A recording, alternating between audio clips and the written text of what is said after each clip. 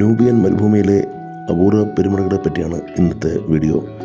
മരുഭൂമിക്ക് നടുവിൽ വമ്പൻ ചിതൽപ്പെട്ടുകൾ തലയുയർത്തി നിൽക്കുന്ന ഒരു പ്രദേശം. സുഡാനിലെ പെരുമഴകൾ കണ്ടാൽ അങ്ങനെ തോന്നും. പക്ഷേ നൂബിയൻ മരുഭൂമിയിലെ ഈ അപൂർവ പെരുമഴകൾ പുരാവസ്തു ഗവേഷകർക്ക് മുന്നിൽ ഇന്നും ഒരത്ഭുതമാണ്.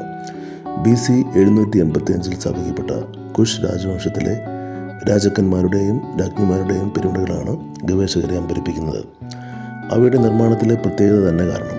അടുത്തിടെ ഗവേഷകർ ഈ പിരമിഡിലൊന്നിൻ്റെ ആഴങ്ങളിലേക്ക് ഇറങ്ങിച്ചെന്നു. സുഡാനിലെ ആദ്യത്തെ അണ്ടർ വാട്ടർ ആർക്കിയോളജി ഗവേഷണമായിരുന്നു അത്. പിരമിഡ് വെള്ളത്തിലോ അതോ മരുഭൂമിയിലോ? നൂബിയൻ മരുഭൂമിയിലെ അപൂർവ പിരമിഡുകൾ പലതും വെള്ളത്തിനടിയിലാണ്. ഏകദേശം 26 പിരമിഡുകളാണ് വടക്കൻ സുഡാനിലെ ഈ മരുഭൂമിയിലുള്ളത്.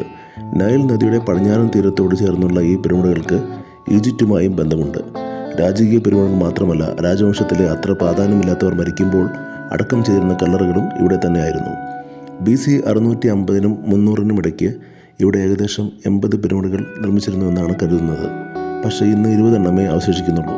കുഷ് രാജവംശത്തിലെ ഏകദേശം 60 രാജാക്കന്മാരും രാജ്ഞികളും ഇവിടെ അന്ത്യവിശ്രമം കൊള്ളുന്നുണ്ടെന്നാണ് കരുതുന്നത്.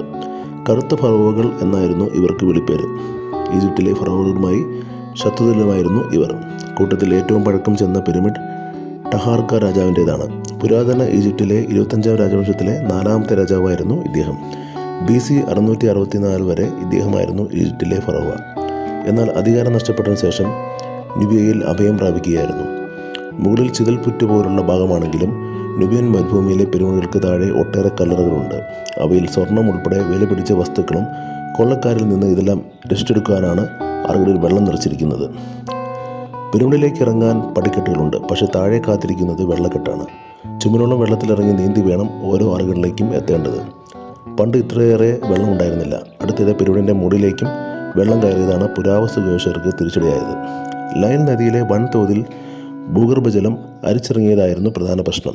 മേഖലയിൽ കൃഷിയും ജലസേചനവും കൂടിയതും തിരിച്ചടിയായി. നൈലിൽ ഒരു അണക്കെട്ട് കൂടി നിർമ്മിച്ചതോടെ പിരമിഡിലെ വെള്ളപ്പൊക്കം പിന്നെയും ശക്തമായി. കല്ലറയിലെ വെള്ളത്തിലേക്ക് ഓക്സിജൻ പമ്പ് ചെയ്തായിരുന്നു ഗവേഷകർക്ക് നീന്തിച്ചെല്ലാനുള്ള സൗകര്യമൊരുക്കിയത്. നാഷണൽ ജിയോഗ്രഫിക് സൊസൈറ്റിയുടെ സഹായത്തോടെ അടുത്തിടെ നസ്റ്റസൽ എന്ന ഫറോവയുടെ പിരമിഡ് ഗവേഷകർ വിശദമായി പരിശോധിച്ചിരുന്നു. BC 335 മുതൽ 315 വരെ കുഷ് വംശം ഭരിച്ചിരുന്നത് അദ്ദേഹമായിരുന്നു. നൂറി ആർക്കിയോളജിക്കൽ എക്സ്പെഡീഷൻ സംഘത്തിൻ്റെ നേതൃത്വത്തിലായിരുന്നു ഗവേഷണം. ഒരു ബസിൻ്റെ വലിപ്പമുള്ള 3 അറകളായിരുന്നു വെള്ളത്തിനടിയിലുണ്ടായിരുന്നത്. മേൽക്കൂര കൊത്തുപണികളാൽ ഭംഗിയാക്കിയിരുന്നു. അതുമാത്രമല്ല, ഗവേഷകരെ ഞെട്ടിച്ചത് കല്ലറയിൽ മുഴുവൻ സ്വർണം ചിതറിക്കിടക്കുകയായിരുന്നു. ഫറോവയുടെ മൃഗത്തിനൊപ്പം പലതരം പ്രതിമകളും കരകൗശല വസ്തുക്കളും എല്ലാം അടക്കം ചെയ്തിരുന്നു. സ്വർണത്തിൽ പൊതിഞ്ഞായിരുന്നു ഇവയെല്ലാം സൂക്ഷിച്ചിരുന്നത്. എന്നാൽ പ്രതിമകളും മറ്റും വെള്ളക്കെട്ടിൽ നശിപ്പിച്ചപ്പോൾ സ്വർണം മാത്രം അവശേഷിച്ചു. അകത്തേക്ക് കൊള്ളക്കാർക്ക് കടക്കാൻ സാധിക്കാത്തതിനാൽ ആ സ്വർണം ഇക്കാലം അത്രയും അവിടെ തന്നെ കിടക്കുകയും ചെയ്തു. ഒന്നുകൂടിയുണ്ട്, കഴിഞ്ഞ 100 വർഷത്തിനിടെ മനുഷ്യർ ആദ്യമായാണ് ഈ കല്ലറയിലേക്ക് കടക്കുന്നത്. വീഡിയോ ഇഷ്ടപ്പെട്ടവർ സബ്സ്ക്രൈബ് ചെയ്യുക, ലൈക്ക് ചെയ്യുക, ഷെയർ ചെയ്യുക. Thank you very much.